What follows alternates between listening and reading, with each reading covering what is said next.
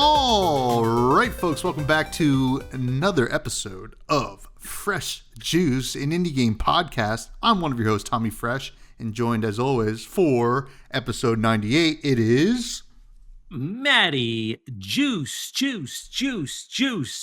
What's going on, everybody? Episode 98. Holy smokes, Tommy. The big triple dig coming up. I'm excited. Haunting us. Yes, lurking, waiting. But how you doing? What do we got on the menu for today? Well, we got a great episode, as they always are, and it is going to be fun. We'll be talking about some notable releases this week. We have some listener questions from the Fresh Juice Discord, which I will mention in a little bit as well. Again, I just got to hammer it at home. But we will also be reviewing Oscuro, Blossoms Glow, which is a nice little... Did you hear that? I'm so sorry. What? There's like a jet. Did you hear that jet? No, I didn't hear... No? Okay. I also just thought you said we're getting hammered at home. I mean, listen, the folks that they don't need to know what we do in our personal lives, although we will be catching up talking about our personal lives here. But if anybody heard that jet, I didn't, but maybe you all did. Maybe. But hey, listen, this is raw podcasting, right? So we're just going to freaking go with the flow, leave it in, less work for me when I edit, and we're just going to have a grand old time. But Oscuro Blossoms Glow, which we'll talk about a little bit later. We're going to be reviewing a nice little, cute little game. We'll see if we enjoyed it, actually. Maybe we did, maybe we didn't. But before we do all that, how's it going? You are getting close to being a father. Very close, probably before the airing of the next episode, or maybe even before the airing of this episode. It could be, yeah. Yes, getting close. She's due in about 9 days, and it seems like it might be earlier than that. So we'll see. We've been doing really trying not to do a lot, so in terms of like catching up, just been, we went like grocery shopping and stuff. We did go out to eat on Sunday, which was nice. Went to this like Korean, like Mexican fusion place in Asbury Park, New Jersey. Shout out to Mogo. And I had these great buffalo kimchi chicken wings. Ooh. Absolutely delicious, real good. And then they also had a boki cheesesteak. So it was like essentially it tasted like pepper steak that you get from like a Chinese place, um, but as like a cheesesteak. It was pretty good. It was good. It was good stuff. But chicken wings though were really the highlight. They were delicious. Just been, kind of baby prepping, getting bags packed, all that sort of stuff. We seem to be just kind of like in the waiting room right now, in the waiting game, waiting for baby to arrive. So, we'll see when that happens. I'm gonna guess it's gonna be at some point this week. So yeah, there's a good chance next week. We'll see what that episode unravels to be. It might just be me. Yeah, who knows? But yeah, so with all the downtime though, and just kind of chilling, I have something to admit to the podcast, and as you already know, I am now a RuneScaper, ladies and gentlemen. Okay, yeah, I did it. I finally did it. And honestly, as I'm playing old school RuneScape, I wish I started years ago because it's awesome. I'm having such a great time. I've been playing on PC. I've been like playing on the TV downstairs. I got like a little mouse set up on the couch. I got it on my phone. I got it on the Steam Deck. I'm like rocking it. So it's been a lot of fun, and obviously I've been playing with some buddies that have been playing for years, so they've been helping me out. We're doing an Iron Man character. You're doing the Iron Man. Yeah, we're doing Iron Man. So it's really just you can't use the grand exchange. You can't use like the what do you call it? Like auction house essentially in the game. And that's like the biggest thing from what I know. So it hasn't really been too much of a struggle or anything like that. I've been having a great time, and honestly, the reason I'm getting into it is because they recommended, they were like, "This is probably the perfect game to play when you have a newborn, because like, you really just need to use the mouse, and Hmm. that's about it." So, I've already, like I said, set it up on the TV. I wanna be chilling on the couch, just playing with, like, a little wireless mouse, some RuneScape, doing some questing, some leveling up, and all that stuff, so it's been awesome. I did put out a YouTube video of kind of my first 30 minutes with the game, truly my first 30 minutes, like, I have no idea what's going on, but now I've kinda got my bearings, and, it's just a blast, so, yeah, it's been fun, so that's what I've been doing mostly in my downtime other than watching some TV and stuff, which I'll talk about in the rec room, but, um, yeah, that's about it. But I know, you're a scaper as well, aren't you? I am. I am. I'm not like so. I am a scaper, a runer. I don't know. It's like I'm ruining. But I never really played a lot with other people. Like sometimes I would when I was like a kid, but like for me, it's just like I hop in and I'm like, all right, I'm just gonna grind a little bit, level up, Yep. relax, listen to the dope music in the game, and relax. It's a nice relaxing game for me. And I've been back on the grind as well. Although there is like a quest that I'm probably gonna need help from one of you guys for. So I'll cross that bridge when I reach it. But it's a good time. I'm happy that you're playing. But other than that, man, it was a busy weekend. On Thursday, we went to the movies to go see a movie that I'm going to recommend this week. And then we went up to Vermont. I had to remember where the heck it was. Stowe, Vermont for the weekend. Nice little weekend getaway. Just to we're gonna have a busy couple of months coming up, and this was my gift to the wife for her birthday. So I was like, let's go up, we'll have a good time, relax, do some hikes, eat some really good food, drink some really good drink, and like have a nice time. And I do love Stowe. It's like a really cool town. We went there for your bachelor party. Yep. There's a lot of cool things to do. You can go get some free cheese at the Cabot store, which is like awesome. So went there, and we also bought some really good cheeses as well. There's this cider mill where you can get like unlimited free cider samples. That was awesome. Bought some tasty stuff, cider donuts as well there, and it was a good time. Went on some really cool hikes. We did the Pinnacle, which just kind of get a nice view of everything. Although there's smoke from Canada coming down right now from the wildfires, so it was a little bit hazy, but not too bad. And then we did a really neat hike yesterday, as of us recording, where there's a waterfall, kind of up near like where the ski area is, and you go down. It's not a tough hike, but you get down. This waterfall is so cool. It's like the water was like crystal clear, and I'm like, I'm hopping in. I'm like, this is too cool to like not hop in and take a dip. It was freezing. Mm-hmm.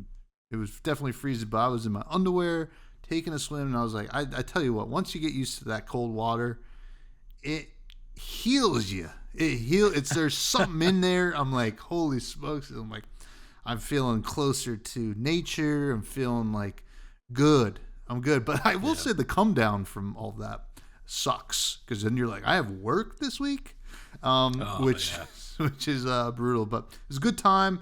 Had some great beer. Went to Alchemist. I gotta say, it's the first time I hung out inside of Alchemist. If you don't know what Alchemist is, world famous brewery, famous for their beer, 2 beers, Heady Topper and Focal Banger. And I had never hung out inside because I think one time it was COVID, so it was just outside stuff. But it's a great vibe in there. They actually have really made like a really cool hang, and all their beers are like $5 at the brewery, which is like insane. And they could have gouged so much there, and they don't, which is I appreciate. And you get a whole full 16-ounce beer. It's not like you're getting like a small pour. So that was cool. Yeah. Cool hang. Went to this restaurant called Doc Ponds, which I had really wanted to go to the past couple times I was up there, but just never really got a chance. But man, food was so good. these blue cheese fritters with hot honey on it. You're just like, oh my Ooh. God. It's like I got a fried chicken sandwich, like a smoked blue fish dip, which was delicious. And then a beet martini. That was, I mean, if you like beets, it tasted like beets, I'll tell you that. So it was earthy, but yeah, it was a good weekend. Happy to not happy to be back, but happy to be on the mics talking to you in a podcast format. Yeah. But now, are you have you ever done ice baths before? Because that's something I've always been intrigued with. And I know actually our cousin Kyle, shout out Kyle, I helped set up an ice bath that he has in his garage. So I know he's ice bathing it, but have you ever done that? I have never done. I've done the cold shower thing. Mm-hmm. I'm not really into the like creating the cold water situation. Hopping in like a cold creek or like, waterfall area, down with that. Obviously, just mentioned it. Go to like the beach before like it gets too hot. You hop in. The water's freezing. That feels kind of good too. Not really trying to just set up an ice bath. And I think there's a lot of conflicting like research on it. Some people say it's the best thing for you ever. Other people say, it's not really doing anything. You're just getting cold, but you're not dying. Yeah. So I don't really know. It's not me. Once in a while I'll do a cold shower to like wake up, but that's it. Yeah. So. Sometimes I just like a cold shower too, especially like in the middle of the summer, like sometimes I'm just like cold shower, man. That's what I need.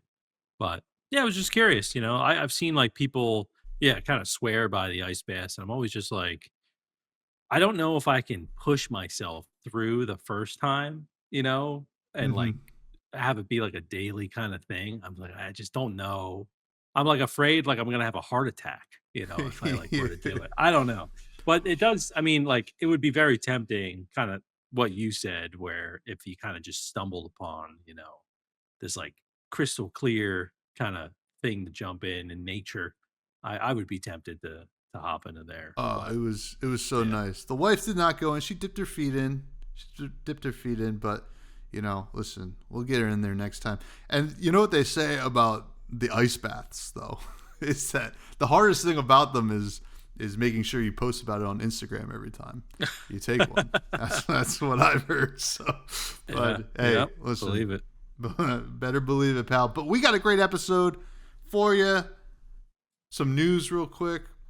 Fresh Juice Discord available for everybody to join. It's in the show notes below. Some notable releases this week.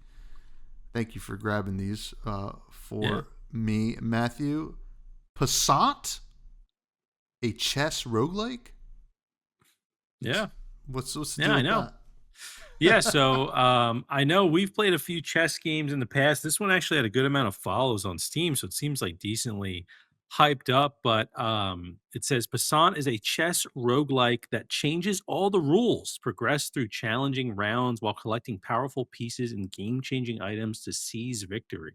This actually seems like a more interesting chess game than what we've played in the past, to me at least, because you're actually collecting like more powerful pieces to then use and I guess play maybe more like regular kind of chess. And then, there can be some game changing items. Seems like the other chess games we played in the past just kind of like utilize like maybe the chess board or chess pieces, but not like you're not actually like playing chess, if that makes sense. Like the core isn't that. So yeah, I don't know. It just seemed kind of interesting. Comes out August 11th. And, just something to keep your eye on. It seems like a good amount of hype around it. Yeah, it looks kind of neat. I'm taking a look at the Steam page right now. Definitely something that I could see myself playing in the future. Now, after that, you have Abyssus, which you choose your loadout, blast through the corrupted denizens of a sunken civilization, and wield godly powers in Abyssus, a fast-paced 1 to 4 player FPS and roguelike brine punk adventure. Brine punk? Brine punk. Yeah, I don't really fully know what that is. If I'm being honest, it kind of seems like an underwater kind of vibe, where yeah, kind of like got like that steampunky sort of vibe with like temples underwater. I don't know, but it looked really cool, looked interesting. There's actually a demo available on Steam for Abyssus as well. So if any of the juice heads out there end up playing it, let us know in the Discord how it is. Yeah, it just seemed like a fun time, kind of a game you would play with some friends. Um, yeah, just another one to kind of keep your eye on. Yeah, it definitely looks cool. I mean, as a fan of anything like nautical, Brine Punk Yeah. definitely seems up my alley. I don't play a lot of FPSs these days, but it does seem cool. It does seem like one that I would like a lot. So definitely going to be keeping an eye out for that. And then also you put here Off, which had a nice kind of booth and marketing at PAX East, if I remember. Yeah, it did. That's it looked familiar when I edited it, and when I watched some of the gameplay, I was like, "Oh yeah, I've seen this." So this is actually the description here is one of the most influential RPGs of the last 20 years is finally coming to Steam. Take control of the batter as he seeks to purify an uncanny and hopeless world haunted by specters, guided by a cryptic, grinning cat called the Judge. So yeah, it almost kind of has like it's like a top down, like retro kind of view, almost like Pokemon sort of style, but like much more simplified, it seems like. But I've never actually heard of this game. I didn't know this is one of the most influential RPGs of the last 20 years, but had a good amount of hype around it. It's cool to see a game like this come to Steam. Always love when, these older games make their way to like a platform where they're gonna get a lot of eyeballs on it. I always think of like games like Putt Putt and Freddy the Fish and like Hmm. Pajama Sam. I'm like, those are on Steam. Like, that's awesome. Or I even think more recently, Backyard Baseball like made its way to Yeah. Steam too. It's like that's so cool. But yeah, this one just for anyone out there that knows Off, and has played it in the past, it is now available on Steam. Where exactly was it before? That wasn't Um, Steam? I don't even know. I guess I think it was on SNES. Oh, Um, really? I believe so. Um, Let's take a look. yeah, it Let's says take a that look. everybody at all interested this is from Rock Paper Shotgun. Everybody at all interested in the wonderfully weird world of bizarre and creepy SNES style RPG should have played it already. So I'm assuming it was. Um, 2008 role playing.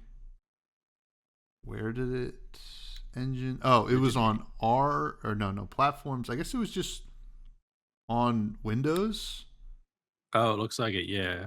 Windows. It was made with RPG Maker 2003, and then Unity in the remaster. But yeah, it looks like Microsoft Windows was on Mac OS and Classic Mac OS, which I'm not Whoa, 100% sure what that is. But classic. uh, yeah, so there you go, folks. Never played it, never heard of it, but it does look pretty interesting. It does. There's one other game that I think just came out a couple days ago that looks really cool for the deck builder roguelike fans out there. I know that's me, but the Royal Writ, WRIT,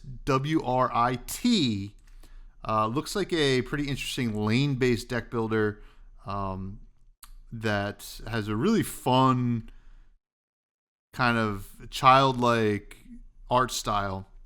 And it already has very positive at 166 reviews. So definitely Yeah. something I'm going to be adding to my wish list.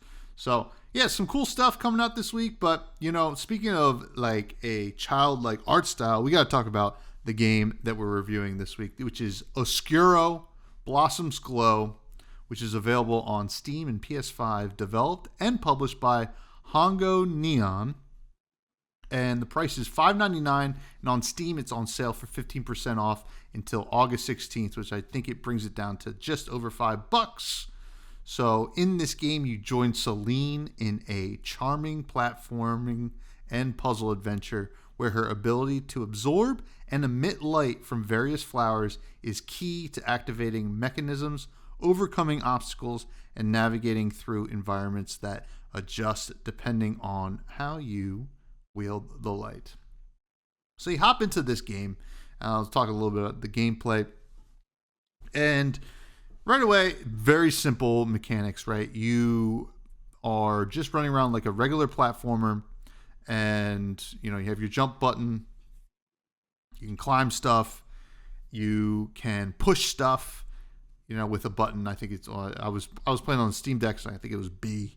And then the main mechanic is the way to absorb light. So you'll be running around.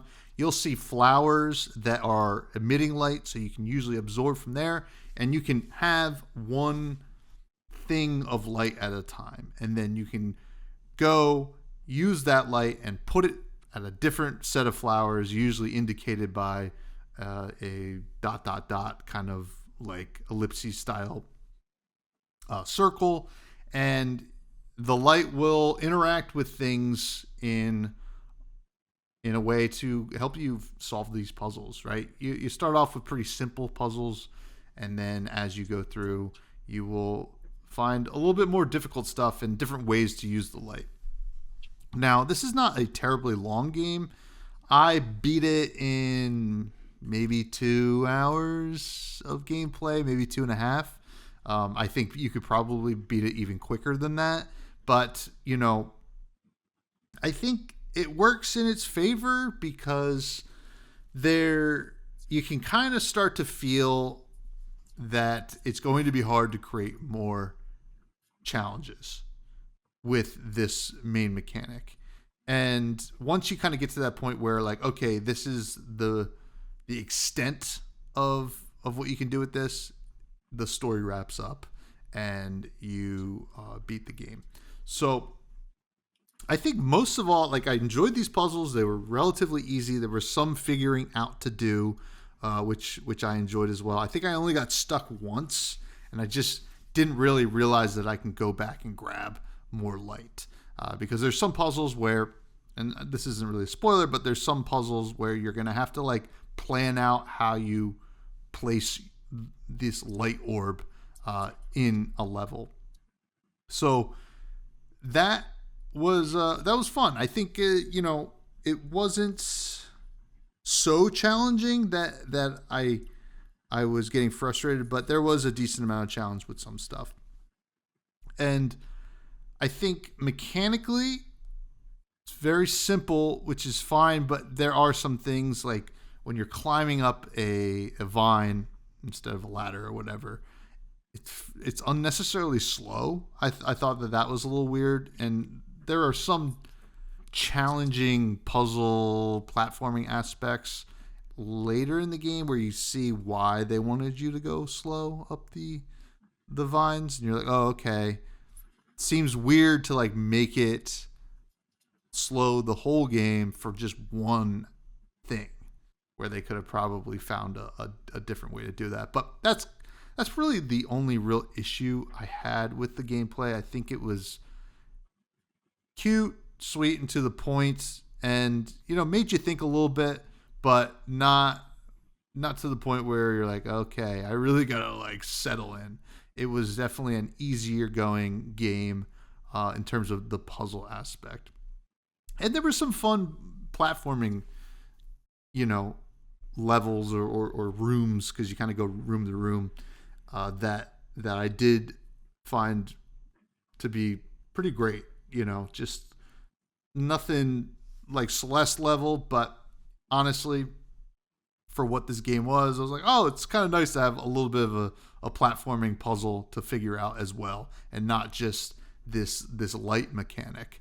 But overall, the gameplay was short, sweet, easy to grasp, and you kind of figure out what's going on pretty quickly, with a few minor gripes. I enjoyed my time with this game. How about you? Yeah, I with how simple the game kind of is, I did enjoy my time, but I will say that I kind of, at least in the beginning, I had like a love-hate relationship with like some of like the level design and some of it just not being super clear on what you have to do. Um, or at least, when things are like kind of supposed to happen.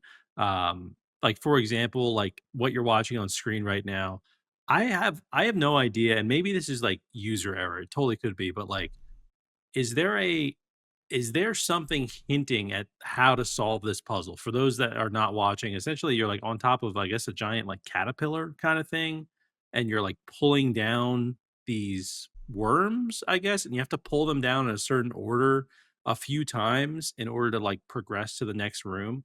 So, other than just doing trial and error, which I think is how you just kind of solve these things, I don't know if there was another way or anything Well, on the screen, like, hinting at, like, the order you're supposed to pull these sort of things. there was Do you know? so that Is it the on little bugs? there's bugs going up in a certain order. It's the same amount of bugs as things to pull, and if you watch, Okay, it will show you.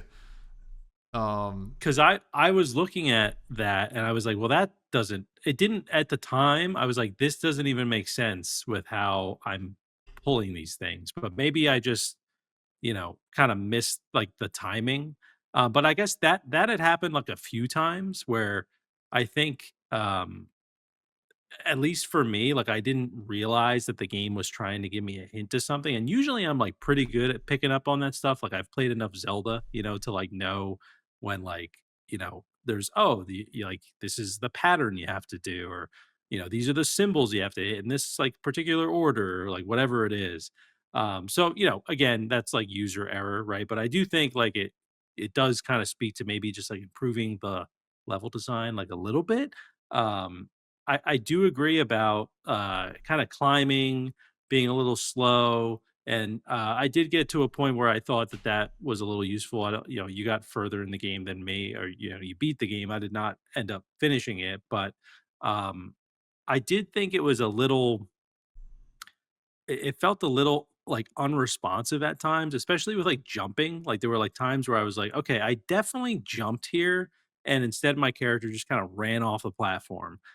So it just kinda, it didn't feel as, like, tight as, like, another game like Super Meat Boy, right? Or like, a lot of the other games we've kinda played that are in this genre. I wouldn't technically put Super Meat Boy in this genre, but, um or in this sort of puzzle kind of game, but even like a game like Archaeo Gym, I felt like had a tighter kind of controls. So I just kind of had some like qualms with those sort of things. But I will say, like, once you kind of get used to that, or you just kind of understand like the little quirks here and there, I did enjoy like solving the puzzles. Like, I always like playing games where, to get to the next room is really just like a movement puzzle. Basically, there's not like enemies you need to defeat. It's just kind of figuring out, okay, what's the order of things I need to do. What are these like? What is this room presenting to me, and then how am I going to get through this without having to like defeat a bunch of enemies? So I thought that that was good. I enjoyed my time with it. The light mechanic, as far as like taking the light with, from the flower, then using it, I did find that like, uh, there were times where I was like, I don't know if I'm supposed to bring this light from this other room, or from the bottom part of this room all the way up here. And then there'd be another flower there. And I was like, okay, I didn't have to actually bring it, but I guess it's a good thing I did. So that was kind of just something where, again, like, about like the level design, like, I don't know, maybe it would make sense if, like, when you were done with, like, a flower, it would maybe, like, I don't know, like, the light would explode or something like that. It's not a real big deal at the end of the day because, you're gonna be getting another light from another flower that's, like, at another part of the room. I don't know, for some reason, going into this game, I was expecting better hints in the level design um, than what I ended up getting. And again, it could just be user error. It could, just me. Clearly, I missed the thing with the caterpillar, but I felt like there were just some other things that could have been like tightened up a little bit. Um, but with all that said, I mean, I did have fun with the gameplay, and it's a $6 game, so I wasn't expecting like a lot of depth with the gameplay, but uh, I did, I do think it was like it definitely was at the point where I was like, all right, now that I especially know that the game's like not very long, like, I was like, okay, I could easily sit through this and beat the whole game, and be like satisfied with the gameplay elements. Um, Probably my favorite part of the gameplay though, and I mentioned like, a lot of the puzzles are just like movement sort of puzzles and like timing certain things and like, activating certain things so you can hop to different areas. Probably my favorite puzzles that I did is the ones where you're floating on the mushroom and you Oh have to yeah. kind of like you have to essentially there's this big area you get to and you jump on this like upside down mushroom that kind of floats down, and based on where you are on the mushroom, it's gonna tilt it a certain way, and you have to kinda navigate through, like, all these kinda spiky vines and things like that, this kinda path that's, like, laid out for you, and I had a lot of fun, like, doing that, to the point where I was like, "Man, how far down am I going here?" But I enjoyed, like, that puzzle probably the most, or at least that challenge the most. I don't know if it's technically like a puzzle, but that was cool, and I thought that was just a neat thing for them to add in here. But yeah, so I'm kind of I'm positive about the gameplay in this, but it definitely you know there's not a lot of depth here, from what I've played. So yeah, that's my 2 cents on the gameplay there. Cool, cool. Yeah, I mean, Yeah. a lot of what you're saying makes sense to me. Um, there was a moment there in the beginning of the game when I was like, "This is like very simple." I'm wondering how this is going to like up the challenge, and it definitely did. As I went through and like gave me like I said, not like crazy amounts of challenge, but like enough to make me be like, okay, this feels cool that I was able to figure it out, right? Like it gave me that kind of satisfying thing, and the mushroom level. I don't know if you got to the point where there's like a really really long, almost story oriented mushroom ride kind of thing, but that was like a real highlight. And speaking of highlights, I'm going to talk about the story because it's a story not focused game, but like I guess it's focused to a certain extent. You're playing as this character who has this ability, and it doesn't give you a lot, but it's a lot of implied story here. You're basically a part of this kind of like planetary area that has these different planets that you can go to, and like they have these like the goal here is to restore the light to these like important like plant things at each world to kind of win, because Oscuro is the bad guy in this story. This like evil, not evil, like a shadowy looking bug that is stealing the light from these things, and your goal here is to go through each world, and there's 3 of them, and to restore the light. So you're kind of seeing this character's kind of relationship with these really cool looking worlds, and we'll talk about the visuals in a sec, but it's very peaceful. There are things that could kill you and hurt you, but this character Celine is like really just a kind of caregiver of this world, and it really feels like sweet, and a lot of like the visuals will kind of like lend to that as well, but you understand why they care so much, right? Like because you're running through this world that like there's nothing evil about it. There's just things that exist there.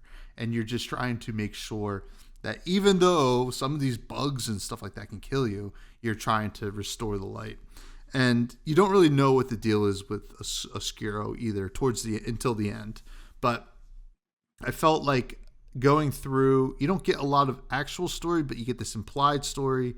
And then the end itself has a really satisfying, I think, conclusion that actually has two different outcomes, right? And if you do one, you can go back and do the other just to see what happens. That's what I did.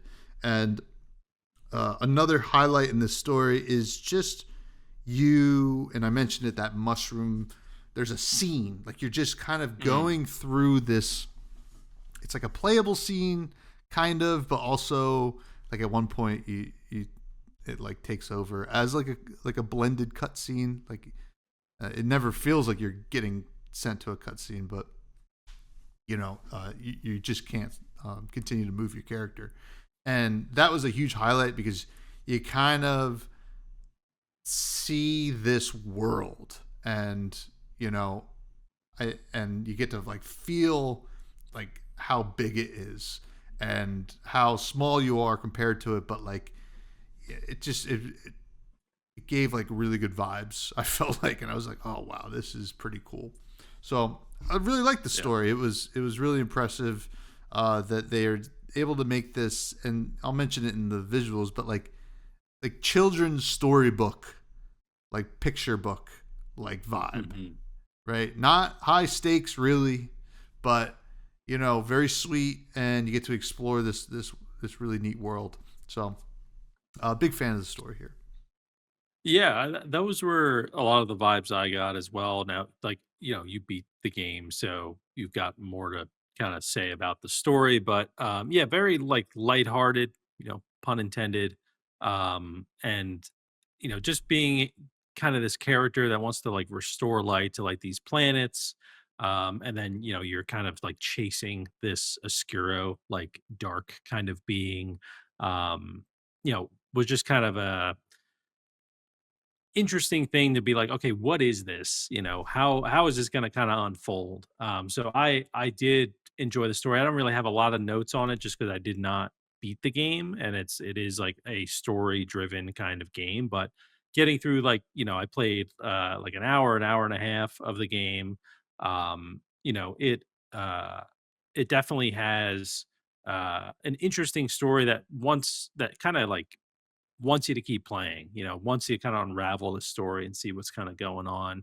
And I think a lot of that has to like do with the art as well. And it like kind of ties in. And, I don't think I got to that part with the mushroom. Um, but there was a really long sequence that I did go through. Mm-hmm. And even a part where you're like kind of dodging these like asteroids that are kind of coming in, which is pretty cool. I think that might have been it, right? Like at one was point that it opens Yeah. up, right? Yeah. And you just see like all these stars in the background. Yes. Okay. Yeah. So I did get to that. Yeah, that is let's see. Can I throw that on here? Here it is. Kind of like right here. Yeah. If you're Yes. watching. Yeah, Mm-hmm. so this part was very cool. Yeah, it makes you feel like very small in this world. Yeah, it was very interesting. So yeah, I enjoyed like what I played of the story in this game. It's not doesn't have it's almost like the gameplay. It doesn't have like an incredible amount of depth, but it's got enough to like keep you, interested and keep you focused.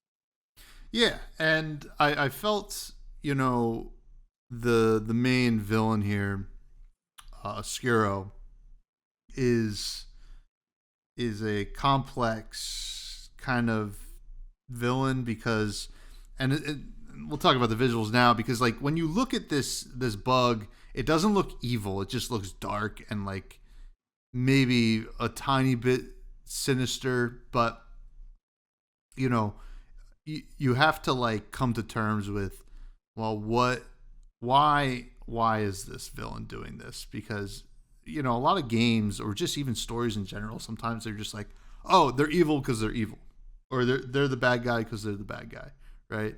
And this story leads you to kind of try to figure out what's going on. Why did they do this? Which I thought was like a nice little touch. Now the visuals here, if you're watching on YouTube or Spotify, or if you just look up the game, I mean, it's a pretty looking game. Very, very storybooky, like children's story, but I think that nails the vibe perfectly, and it just looks good. Like I was a big fan of watching this unfold, because there's a fun kind of play with light here. There's even moments where you light up the entire room and you're almost like blinded, and you kind of have to like figure out what's going on from there. And then there's also levels that you'll get to where it's in complete darkness and you need to light your way through it. And, it plays with light and shadow quite well, with these like really interesting, looking to be like hand drawn animations as well. I was a huge fan of this, the way it looked, and yeah, I don't have anything really negative to say about it. I think it built a really cool world.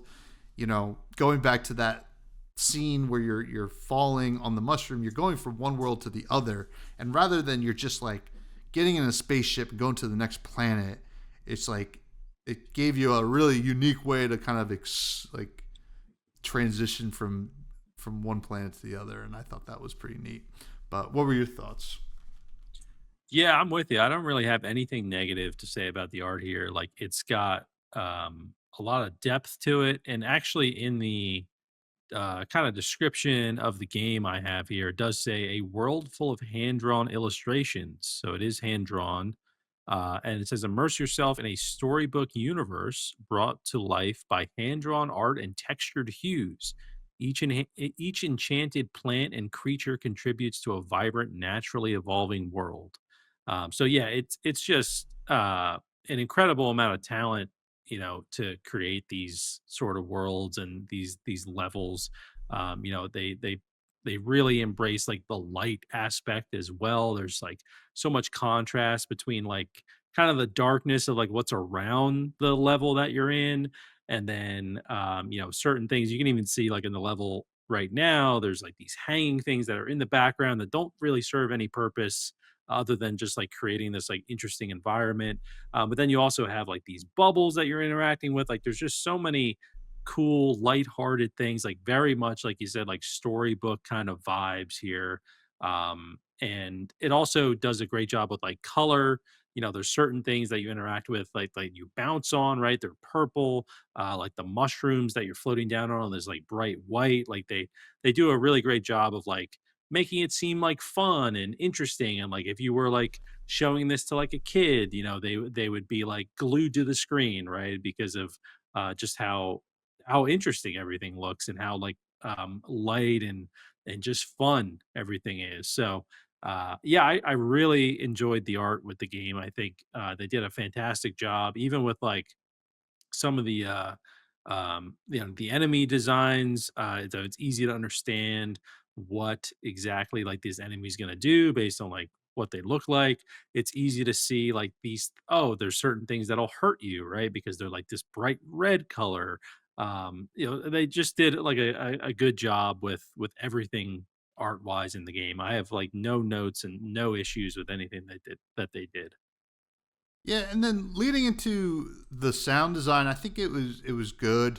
A big, kind of like nature, like ambient kind of music. Nothing really that you're gonna be like, oh wow, that was from Oscuro, and I liked it. I think it helps you kind of just relax and play this, cute little relaxing puzzle game, and that's exactly what it should have been. I do have like a couple issues with some of the sound effects. A lot of them are great. Most of them, like in terms of the actual interaction that you have with the environment, I thought was excellent. But there were some there were some like glaringly, like in my opinion, like annoying moments with like bug sounds. And I think they were like real bug sounds, which I think is like cool. But you're just like, oh man, I wish I was just getting more of the ambient music that we were just listening to, and like it's kind of getting droned out by like a buzzing, which I Hmm. think is fine. I think it lends to the actual gameplay. I understand, but I think it could have been maybe toned down a little bit. I think the mixing could have been a little bit better there. But other than that, it was totally serviceable, relaxing soundtrack. Yeah, agreed. Very relaxing, ambient nature sounds. Fits with the whole vibe of the game.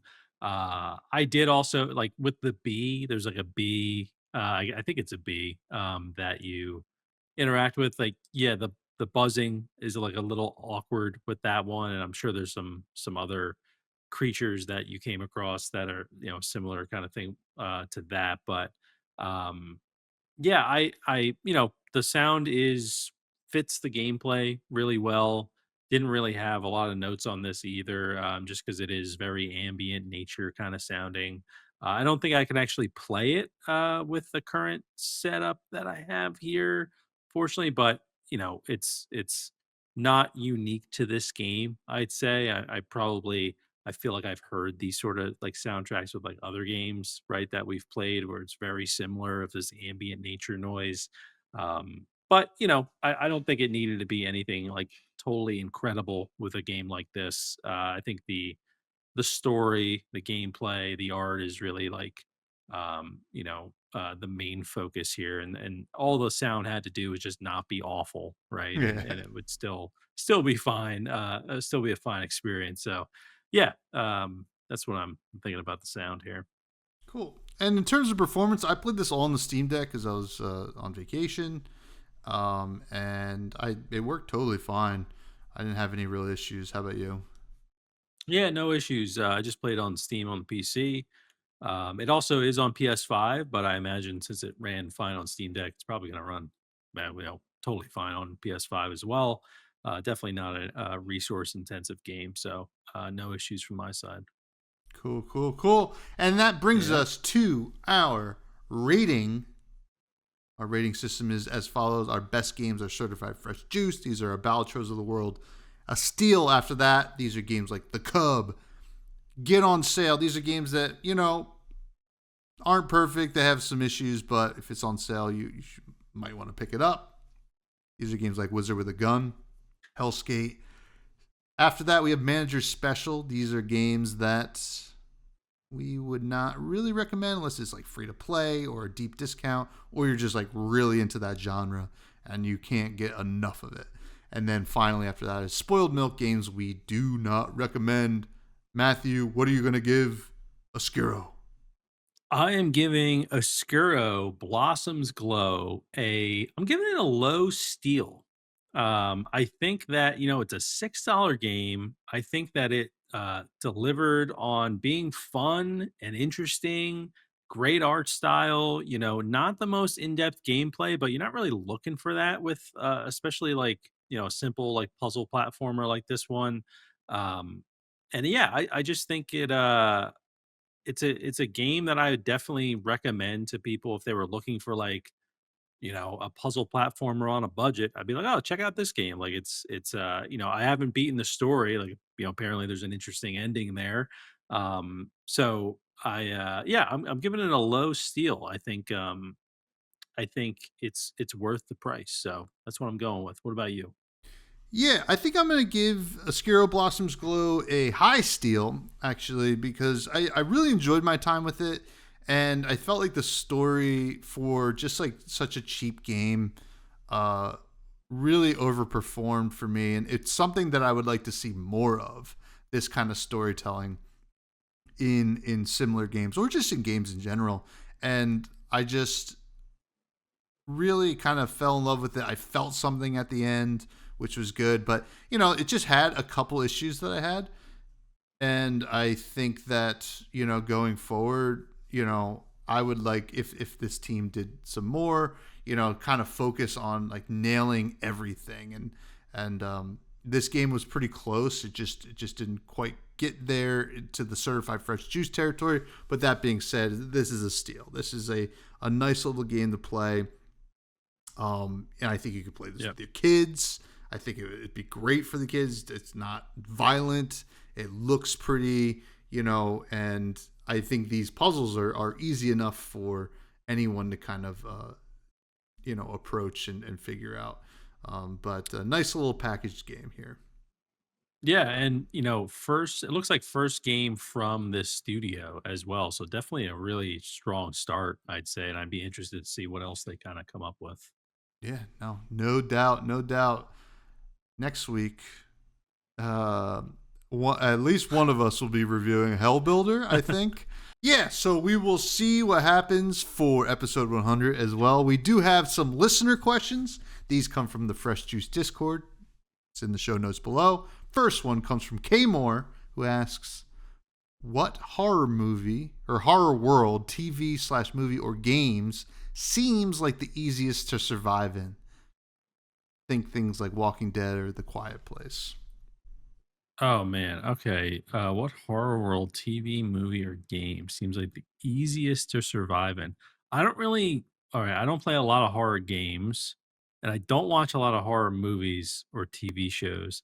But I would say, I mean, The Quiet Place. No, I don't think so, because I would definitely accidentally make noise, and those things are like pretty fast. Unless I think their weakness, right? Spoiler is what is it? It's like static or something. No, I it's don't even like what is it? remember. I They don't played even, something over the radio. It was like a screeching or something. I don't even remember either. So unless you figure that out, maybe that would be easy. I always thought that The Walking Dead wasn't that hard to survive in. Like in terms of like the zombies, the mhm. people are what you got to worry about, but like the zombies themselves are like they don't seem that difficult. I don't know. Do you have an idea about this? You probably watch more horror stuff than me. Um, Uh, it's hard to say. Initially, I was going to be like Evil Dead, which I'm wearing an Evil Dead shirt. But, yeah, like, I think, honestly, once you get to Ash versus the Evil Dead, like, things get a little too crazy that, like, you can just, like, if you read the Necronomicon, like, it doesn't matter who did it. Somebody, like, there's going to be just demons in the world. Um, yeah. Golly. I don't know. All the ones I watch is just like, like bad things happen to everybody. Um, And also, it's like like if I chose like it, right? yeah. It's like, well, I'll just live in New Jersey still. Oh Like I'm in that yeah. world. Like how or am I in Maine? And like I'm in that town, whatever it's called, Well, and I it's have kind to of deal funny with it. because the weakness of it is just like not being afraid of the thing, right? Yeah, yeah. So I So you, guess yeah, maybe that. Yeah, I it's don't know. probably a good one. Yeah. Um, like The Shining, maybe. Like like maybe I'll just won't go to a creepy hotel. You know. Yeah. I feel like there's a lot of like loopholes to get around the Stephen King ones, right? Yeah. Pet Cemetery is a good example. I won't bury my dead child in this haunted cemetery. How's that sound? Yeah. Yeah. So, Yeah. That's true. Yeah, and I remember playing me and some buddies played through like Resident Evil 7 and like that. From what I remember, it's been a while, but it's like the guys he's in this like messed up house, like haunted house essentially, and he's like looking for his wife, mhm. Mia, and he's like, she is just any sign of her in the house, like she is way far gone. Like that is not her anymore, and he still is going after her. And like the whole time we're playing through that game, we're just like, dude, just leave. Like it's not her anymore. Like, what are you gonna do? What do you got a gun? Like, what are Yeah. you gonna do? Like, so if it was like, I'd be like, I'm sorry, but you know, what am I supposed to do here? Like, we got to get like the church involved. I have no idea what's going on. So something like that, I don't know. I say it's easy to walk away from. It's probably not, but playing that game, we were just like, this dude is making the worst decisions throughout the entire game. So yeah, yeah, I don't know. That's I don't want to live in any of these worlds. None of Yeah, them. I'm already in a horror world. All right. true. I live It in the is US of scary out A. there. Yeah. Yeah. Oh man. Thanks for the question, K Moore. Next one comes from Capolo, who asked, favorite pasta, shape or dish? Shape or dish. Let's see. Favorite pasta, shape or dish? I love like a spicy penne vodka as Mm. like a dish. That's usually pretty good. There's also a place, Brio. For whatever reason, Brio, I'm not like crazy about Brio. It's like an Italian chain.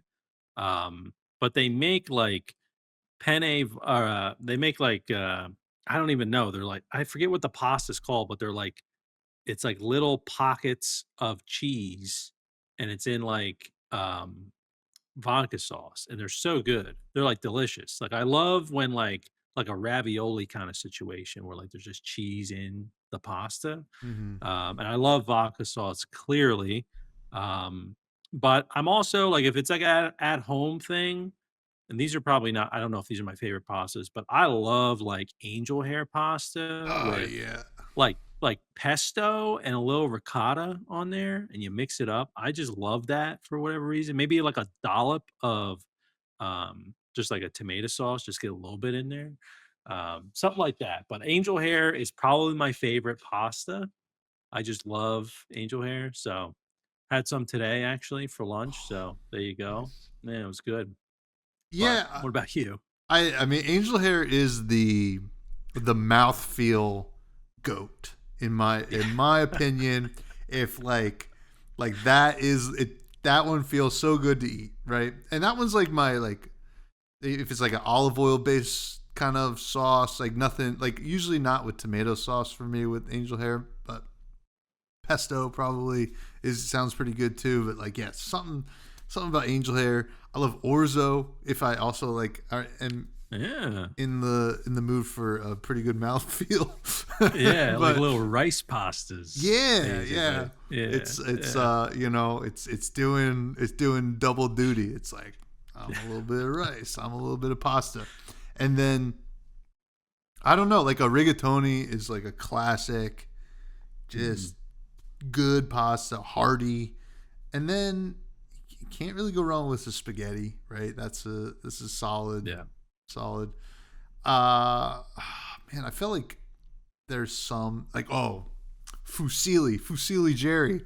Oh my god, Fusilli is so good. Or like a Yeah, rotini. Just something about yeah, the that like holds like a tomato sauce like nobody's business. So yeah, yeah. those are my favorite pasta shapes.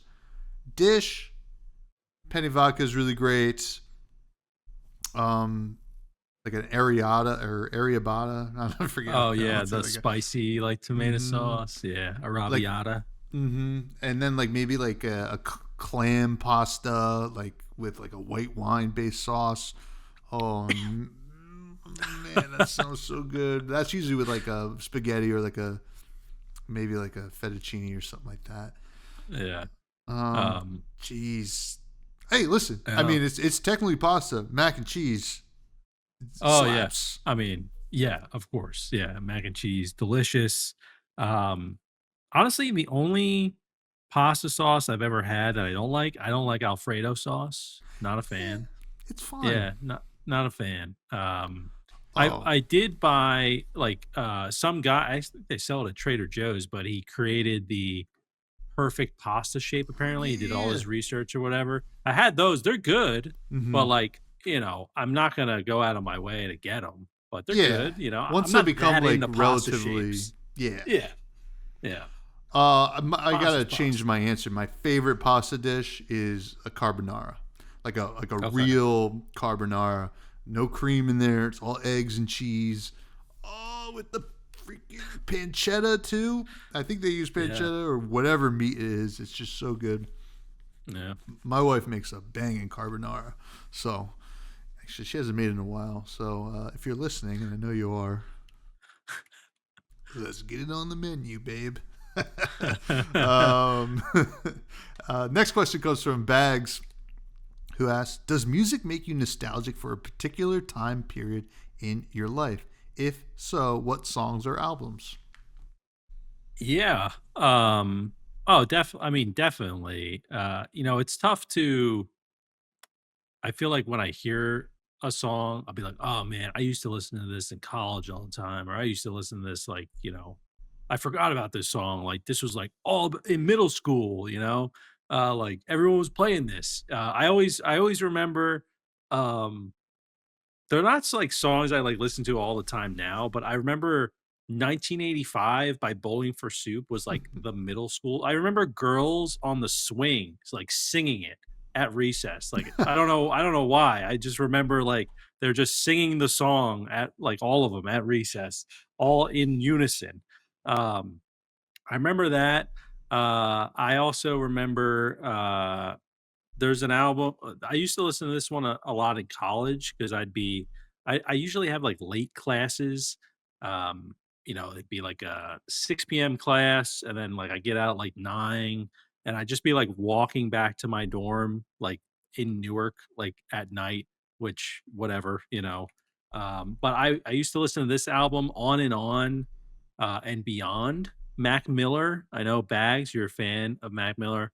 That's a great album. Some good songs on there. It's only like 6 songs on it, so it's more like an EP, I guess, but, it's very good, so I'd listen to that one, and, yeah, I don't know, Streetlight Manifesto as well. I mean, they're, like, my favorite band, and they're coming out with new music this year, but it's been, like, 12 years since their last one, so it makes me think of the fall when, like, I was in, like, high school and college, listening to that music. I don't know, there's a lot of answers I have for this, because there's just a lot of different music from a lot of different times, but those are just top of my head, what I'm thinking. What about you? What about you, Tom? There's a lot as well, but I think the one that like I have the most clear memory and like other factors kind of coming into play was an album by Dawes called All Your Favorite Bands. Came Yeah. out early June 2015. And I remember I was so excited for that album because I got into Dawes and then I kind of fell off. And then I was like, oh, they got a new single. Listened to it. I was like, oh, this is awesome. I can't wait to hear this album. And then like NPR used to do this thing where like you could listen to an album early on like a website. So like I started listening to it like early in like May. And there was something about that like late spring, like cool / warm breeze, listen it to in the car, windows down.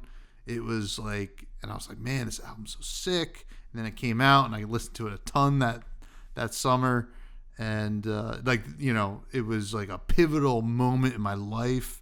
So like it was that one always like when that comes on, I think of that, but like almost more, I think about that album when it hits that weather. I'm like, oh yeah, Yeah. I remember driving around listening to this. So Yeah. Yeah. Um, yeah, and I mean, that's a great album too. I've listened to that obviously like years later. Um, but I will say Middle Brother by Middle oh Brother yeah, is yeah. an album that there's a song that like transports me. I think it was like our trip, one of our trips to Portland or whatever. No, it Um, y- was we went to or Nashville. Oh, it was Nashville. Yeah. Oh, that's what it Yeah, was. Yeah. So it see, I was can't actually even that summer, remember. 2015, Uh, yeah, right? that I think probably it's been a while. But I'm that almost transports positive. Yeah, me. I remember like listening to that for the first time, windows down, driving. I'm just like, this song is awesome. yeah. Um, and yeah, so there's a lot. I always love when music does that, when Hmm. like you got to shuffle on, song comes on, you're like, man, like I remember, where I was when I first heard this or, whatever it is. But good question, Bags. Good question. I throw that one right back at you. All right. Let us know. Let us know. Okay. You had Yeah. something in mind. We know you did. But thanks for the questions, everybody. Now it's time to go down to the rec room where we recommend something that perhaps isn't an indie game. What do you have to recommend this week, Matt? All right. So I am recommending a new show I started watching. Well, it's not new. It came out in 2023. It was the first episode. It's on Apple TV. It's been one that my wife and I have been wanting to watch for a bit. Finally got around to watching it. We're like 5 or 6 episodes into the first season. There's 2 seasons right now. It's a show called Silo. It's on Apple TV. heard good things about it from one of my buddies, Kyle, who had been, I think, watching it from the beginning, and it's awesome. It's essentially a main character of the show is this girl called Juliet Nichols. She is played by Rebecca Ferguson from, I Mhm. know her from Dune. I don't know what else Yeah. she's in, but she's the mom in Dune. Um, and uh, essentially, it takes place in a silo, like an underground silo, where there's 10,000 people that live there. They've been there for like 140 years. And so at this point, no one really knows what's going on outside of the silo, but there are the kind of, you know, uh, the powers that be that kind of try to control everything of what they see. And there's the cameras that are pointing outside of the silo, and basically, if you say, "I wanna clean," or "I wanna go out," if you wanna say, "I wanna go out," you have to, it's like part of their law, you have to leave the silo and go and clean the cameras. But apparently, the from what they've been told, there's poison out there, so if you're out there for too long or if you wander off, you'll just die. And what happens is, like, on this giant camera that's like in their cafeteria, they had like a few people, I won't say like who or whatever, but they go out there, they clean, and they fall over and they die apparently. But Whoa. what kinda happens is, like, the first person that you see kinda goes out there, I think they're the first person, it's actually, Rashida Jones. She says to one of the people, "If I go out there and I act normally and I clean, it means that it's actually beautiful outside, and that it's not what they've been telling us is out there." And so she goes out and cleans normally, but then she falls over and dies. And so you're like, "Well, what the hell's going on here?" And then they have to end up like, things end up getting revealed, kind of like like slowly, um that like things aren't as they seem. And basically it's I've watched like Fallout, for example, where that's like more video game based. This is like every episode is like packed with so much, and you're just like, I don't know what the hell is going to happen here. And it's been a great watch so far. Like we're so excited to like get through this season, and like hopefully don't power through. We probably will with the baby on the way. We're probably going to power through these seasons no problem. But um yeah, just really great. And like Rebecca Ferguson is like so good in the show. um and I just can't say enough good things about it. Silo, it's an awesome show, where it's taking this concept that I feel has been done like time and time again, and like actually making it really interesting. And yeah, so I was thinking, I kind of put off watching the show because I'm like, I know Fallout, I know the concept of Fallout. I've seen like American Horror Story has like a whole season where it's basically they're living underground. There's an apocalypse. Like I get it, but then this is like revealing a bunch of stuff where I'm like, oh my god, like things that you don't really think about, where like these people don't know how to swim. So like when they see large bodies of water, they like freak out, Yeah. because like they've never had to deal with large bodies of water before. Like it's all these things that you just never really considered. So it's a great show, Silo. Check it out, Apple TV. And yeah, I honestly don't know how the mystery unravels, but very excited to see how it does. Yeah, it sounds cool. It seems like Apple TV is really killing it. And I haven't watched a single Apple TV show yet, but Yeah. I'm not really Dude, watching they're anything except amazing. Sopranos right now. But Yeah. Hey, that's a good one too, I that's worth know, watching. I Yeah. know, it definitely is. No, that sounds sick. It sounds up my alley too, and I do love Rebecca Ferguson. She's so good, um, and Rashida Jones, to be honest. Um, but I saw a movie on Thursday, and that's what I'm going to recommend. It's Weapons, which is the newest horror film from, yes, you guessed it, Whitest Kids You Know alum Zach Kreger, who's on his second horror movie in a row that, guess what, is a freaking banger. He did Barbarian, and Weapons did not disappoint. Honestly, this is easily probably going to be my favorite movie of the year, and probably I don't know. Depending on how I feel about it in a revisit, this could be like a top 20 movie for me. This is just so fun. You know, the storytelling is just so like cool. It almost feels like you're reading like a really like page turner book. The way the story's told, and like you don't understand how the story is being told initially, because like you're like, why am I being shown this? And then you're like, oh, this I know why I'm getting shown. This is so cool. Basically,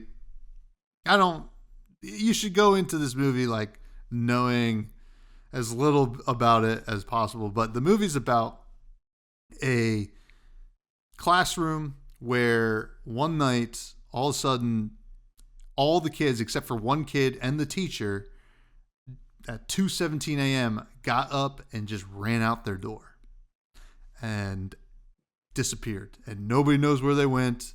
You know, they have like Ring camera footage of these kids leaving, but they don't know what happened. The police can't really figure it out. They also kind of suck. Which is like a common theme in, I think, Zach Cregger's movies, where it's like the cops are just stupid. But yep.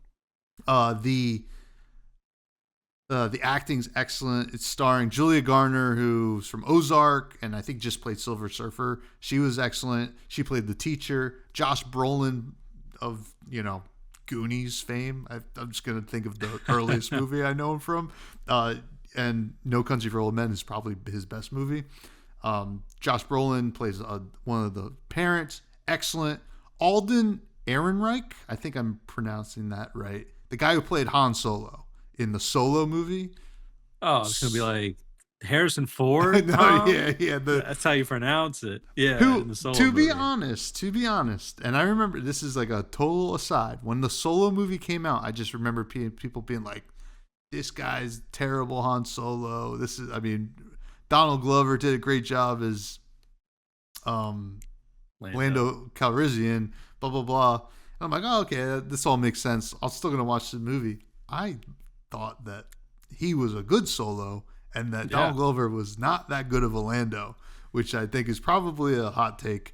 But underrated movie, I would say, too. I enjoyed Solo. It was fun.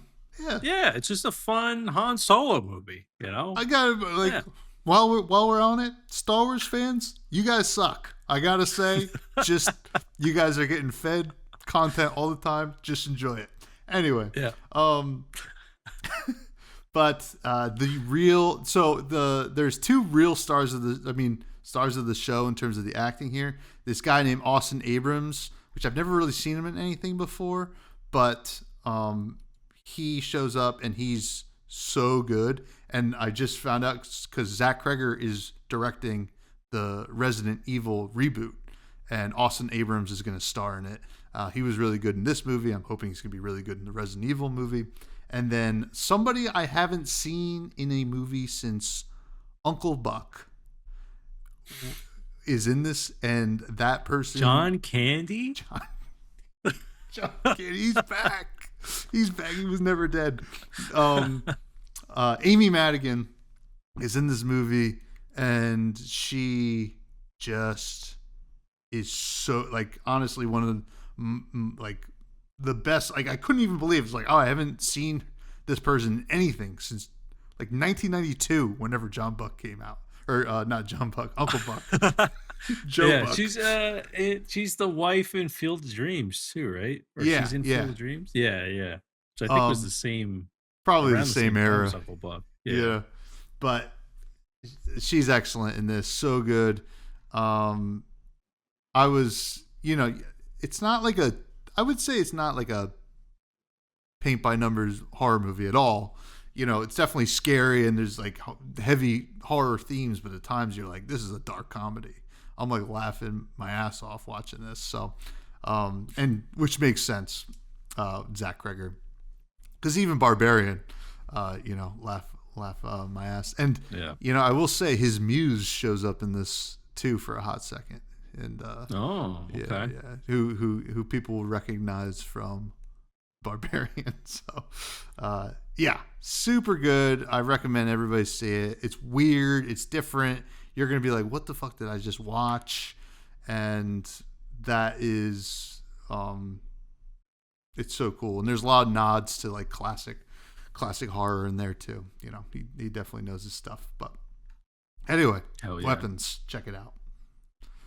Yeah, I'm excited for Resident Evil too. Yeah. You know? I'm sure that nobody's gonna be happy about it because I don't know, video game fans are brutal, but I'm excited to see. He did say he wants it to be totally different from anything else they've done, which is a good thing because I've heard the other ones are awful. The movies?